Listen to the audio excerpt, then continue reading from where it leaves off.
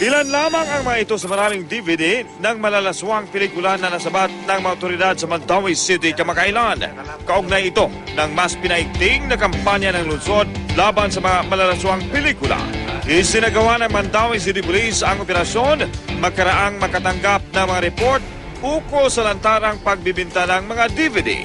Yung mga X-rated nga mga DVDs po rin na usa sa makakusog sa atong kaso karon sa labi ng crimes against justice. Gumamit ng marked money ang mga otoridad sa pagbili nila ng mga nasabing DVD. Napag-alaman nilang nabibili lamang ang mga malalaswang DVD sa halagang 50 piso bawat isa.